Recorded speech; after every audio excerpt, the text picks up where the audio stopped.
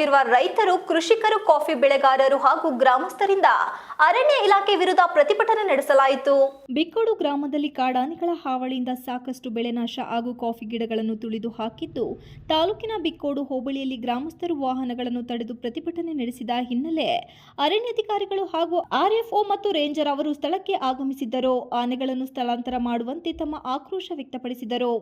ಆದರೆ ಅರಣ್ಯಾಧಿಕಾರಿಗಳು ಆನೆಗಳನ್ನು ಸ್ಥಳಾಂತರ ಮಾಡಲು ನಮಗೆ ಕಾನೂನು ಅಡಿಯಲ್ಲಿ ಅವಕಾಶವಿಲ್ಲ ಎಂದಾಗ ಗ್ರಾಮಸ್ಥರು ಗ್ರಾಮ ಪಂಚಾಯಿತಿ ಅಧ್ಯಕ್ಷರು ಹಾಗೂ ಬೆಳೆಗಾರರ ನೇತೃತ್ವದಲ್ಲಿ ಇದೇ ಸೋಮವಾರ ಬಿಕ್ಕೋಡು ಬಂದ್ ಮಾಡಲಾಗುವುದು ಎಂದು ತಿಳಿಸಿದ್ದಾರೆ. ನಿನ್ನೆ ರಾತ್ರಿ ಜಗಬೋರನಹಳ್ಳಿ ತೋಟದಲ್ಲಿ 6 ಆನೆಗಳ ಹಿಂಡೊಂದು ಸುಮಾರು 5 ಲಕ್ಷದ ಬೆಲೆ ಬಾಳುವ ಪೈಪ್ ಪಂಪ್ಸೆಟ್ ಮೋಟಾರ್ಗಳನ್ನು ತುಳಿದು ಹಾಳು ಮಾಡಿದೆ.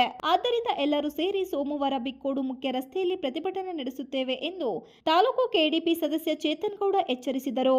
ಈ ಸಂದರ್ಭದಲ್ಲಿ ಗ್ರಾಮ ಪಂಚಾಯಿತಿ ಅಧ್ಯಕ್ಷ ಹೇಮಚಂದ್ರು, ಮಹೇಶ್, ರಾಜಶೇಖರ್ ಇನ್ನು ಮುಂತಾದವರು ಇದ್ದರು.